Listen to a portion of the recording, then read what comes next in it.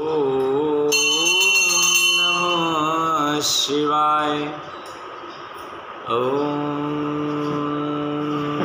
नमः पार्वती पतये नमो नमः।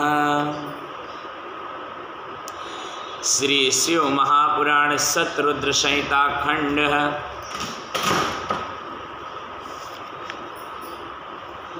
अष्टम अध्याय श्री भैरव अवतार कथा।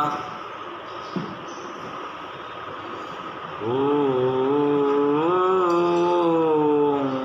नमः शिवाय। ओम नमः शिवाय।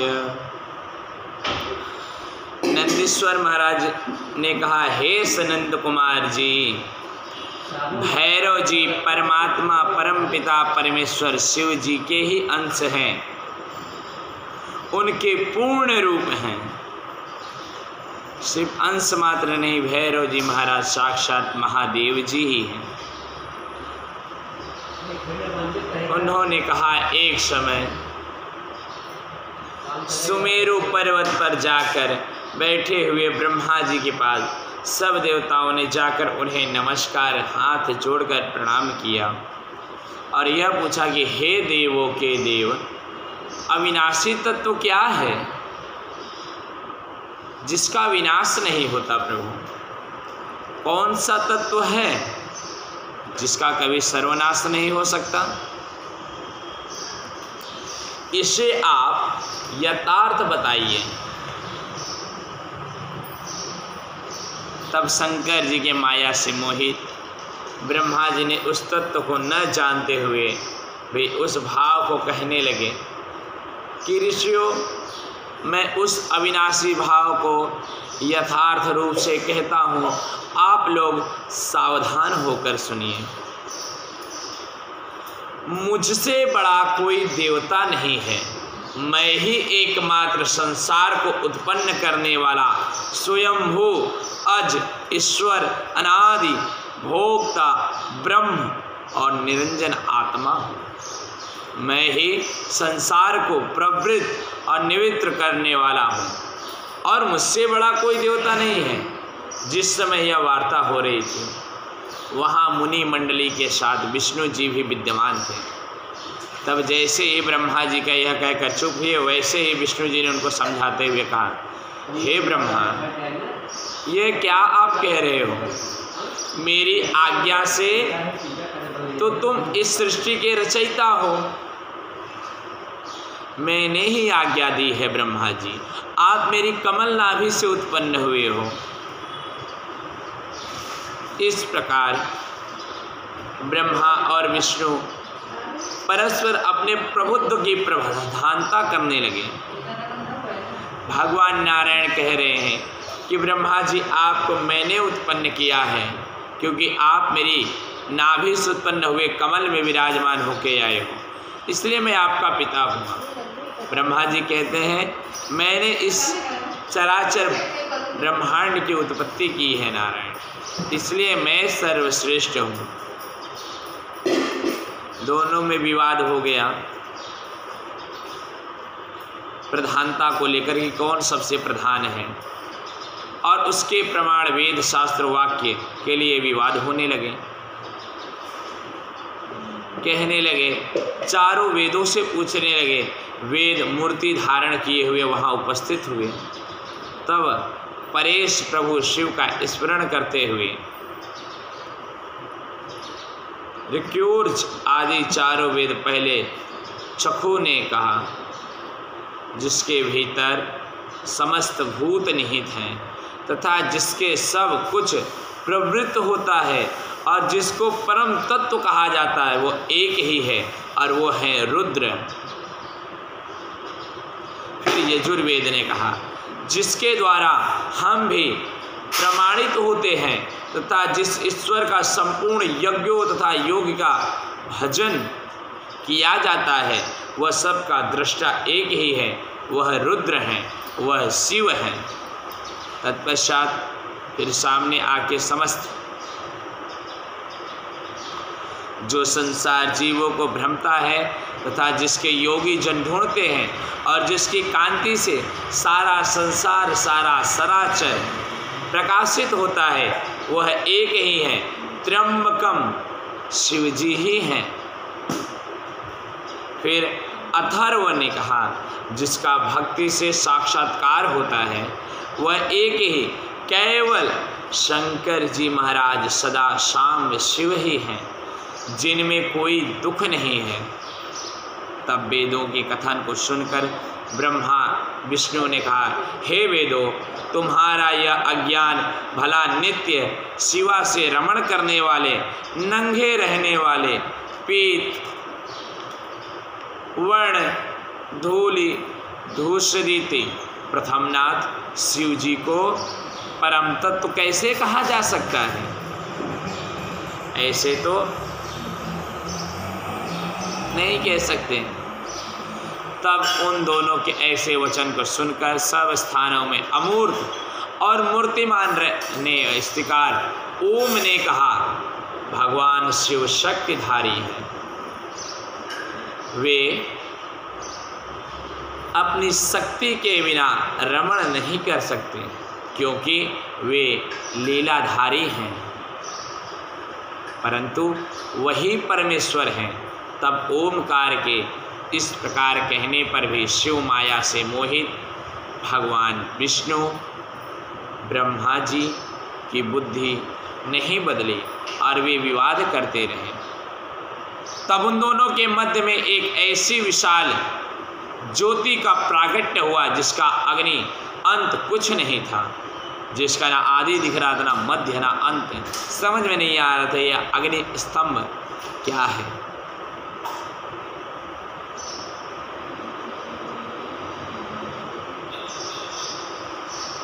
उससे ब्रह्मा का पंचम सिर जलने लगा। इतने में त्रिशूलधारी नील लोहित तत्क्षण वहां प्रकट हो गए और ब्रह्मा उनसे बोले कि हे चंद्रशेखर,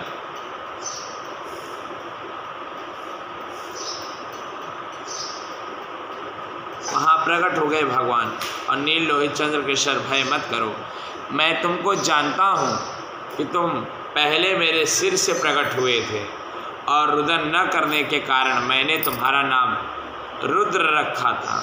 हे पुत्र, मेरी शरण में आओ, मैं तुम्हारी रक्षा करूंगा। तब ब्रह्मा का इस अहंकार पूर्ण वाणी को सुनकर शिव जी को बहुत बड़ा क्रोध है, बहुत भयंकर क्रोध आएगा। उन्होंने प्रलय कर देना चाहा और अपने क्रोध से उत्पन्न भैरव नामक पुरुष उत्पन्न किए और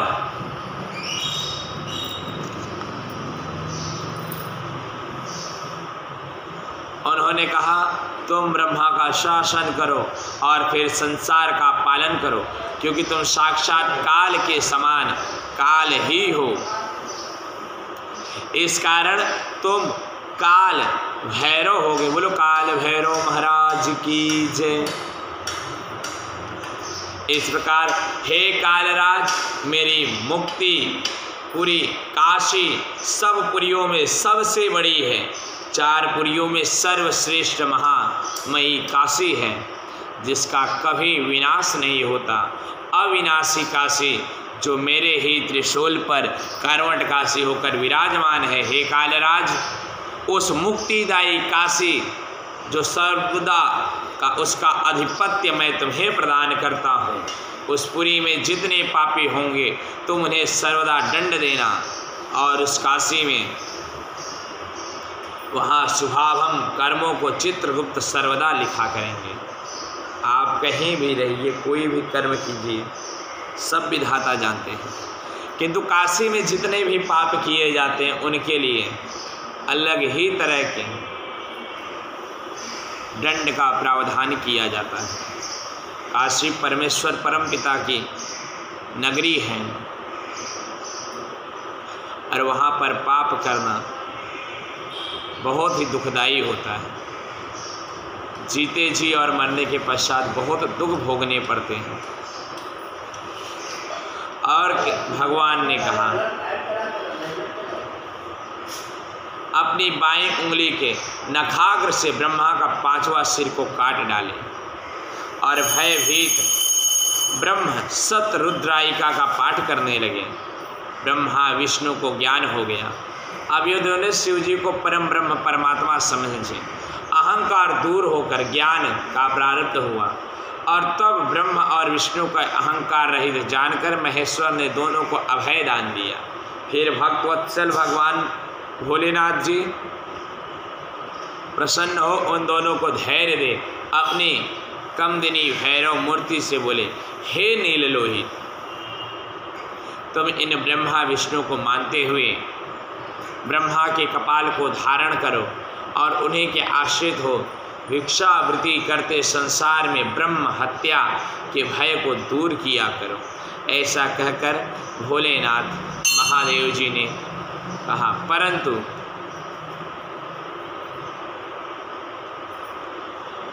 तुरंत ही ब्रह्म हत्या नामक एक कन्या उत्पन्न कर दी और कपर्दी ने से कहा, तब यह कन्या काशी में जावे और जब तक इसके पहले तुमने अपने अहंकार रूप वहाँ चले जाओ और जब यह वहाँ पहुँचे तब तुम इसे कहना कि तुम वाराणसी को छोड़कर और चाहे जहाँ जाकर विचरण करो। तत्पश्चात यह सब जगहों में घूमकर काशी आवेगी, तब आप मुक्त हो जाएगा। बोलो काशी विश्वनाथ धाम की जय। ओम विश्वनाथ की नगरी काशी, काशीपति अविनाशी भोले, काशीपति अविनाशी भोले। भैरव महाराज का अभिवादन बताए 9वें अध्याय में। नंदीश्वर महाराज धर्म के स्वरूप जो है वह कहते हैं सनंत कुमार जी से कि हे शंकर, हे सनंत कुमार जी, शंकर जी के समीप्य से भैरव जी काल के भी काल हुए। उन्होंने महादेव जी की आज्ञा से कपालित व्रत धारण किया।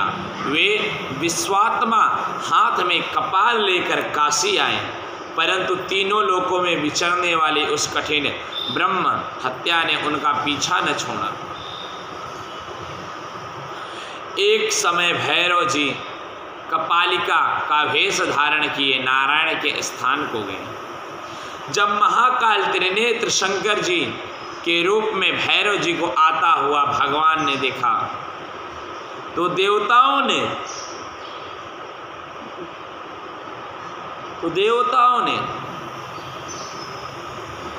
और मुनियों सहित उठकर उन्हें दंडवत प्रणाम किया और उच्च आसन दिए। पश्चात उनके मस्तक पर अंजलि बांधकर उन अनेक स्तुति की। उसके बाद उन्होंने कमलालया लक्ष्मी से कहा कि हे देवी, आज तुम बड़े धन्य हैं जो जगतपति जगतेश्वर शिव के दर्शन किए। यही प्रभु और ईश्वर है जिन विधाता ने लोगों को धारण कर रखा है। यही वह अनादि सरद शांत 26 तत्वों से युक्त हैं जो योगी में ईश्वर, भूतों के स्वामी, सब प्राणियों के अंतर्यामी और सर्वदा सब कुछ देने वाले हैं।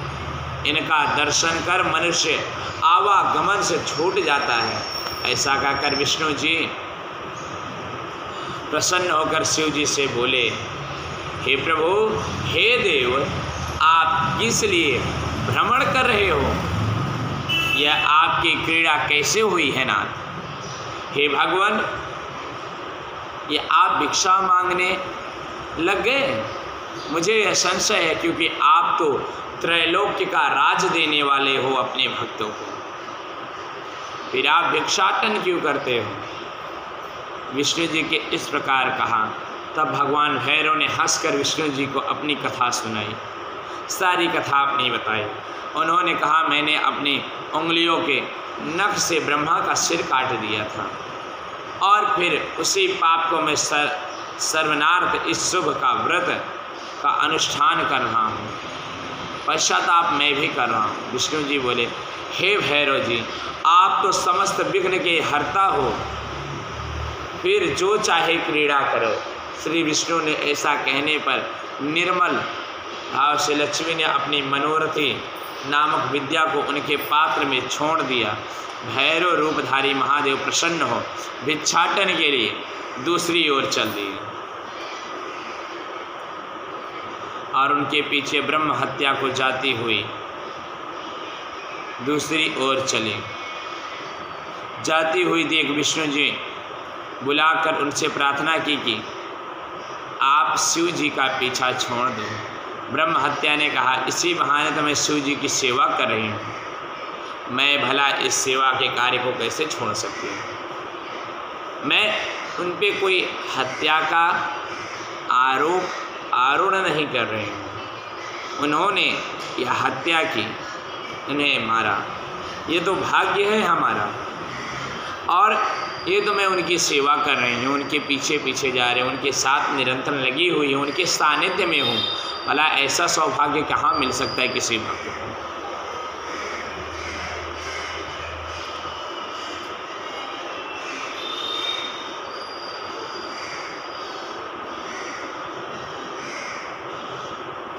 मैं विष्णु जी के कहने पर भी ब्रह्म हत्या ने उनका पीछा नहीं छोड़ा। तब भैरव जी ने अविमुक्त क्षेत्र काशी आते ही ब्रह्म हत्या हाहाकार कर पाताल में समा गई।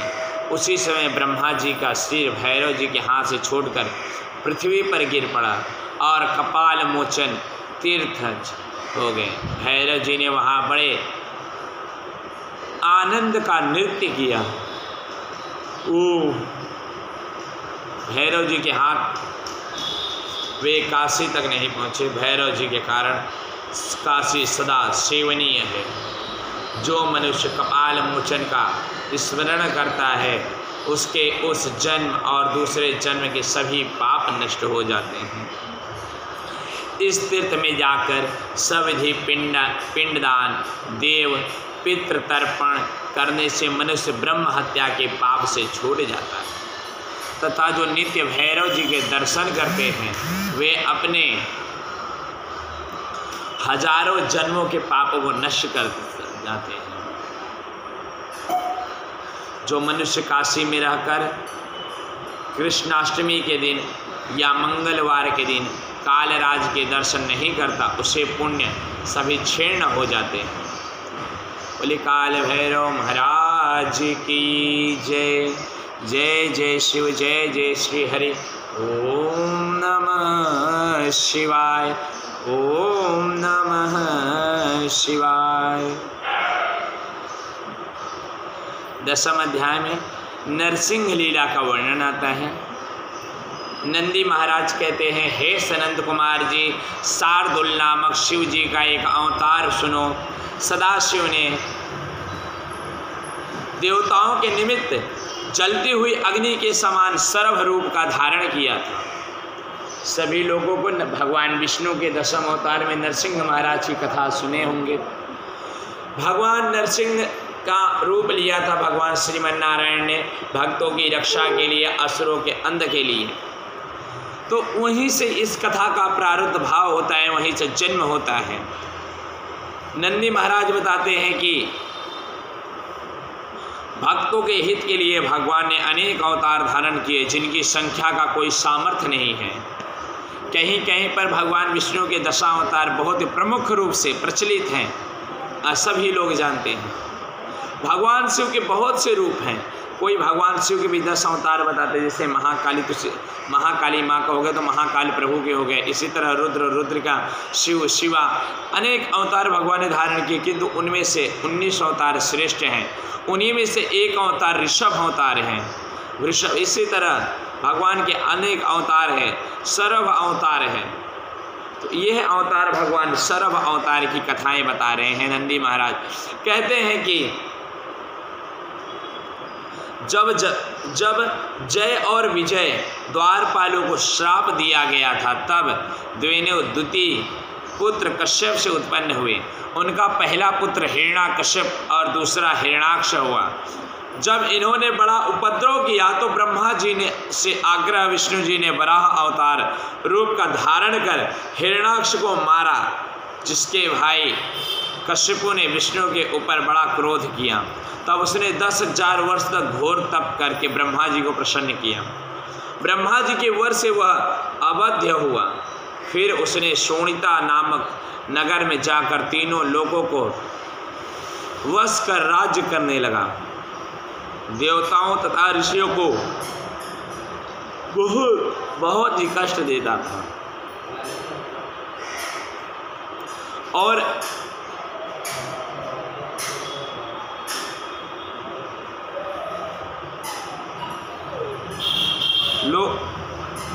धर्मों को लोभ तथा ब्राह्मणों को पीड़ादायी था। उससे विष्णु भक्त ने अपने पुत्र प्रहलाद के द्रोह किया। तब एक दिन संध्या समय सभास्तव में क्रोध में भरकर नरसिंह शरीर धारण कर प्राकट हुआ, तक्षण संपूर्ण दैत्यों को मार डाला।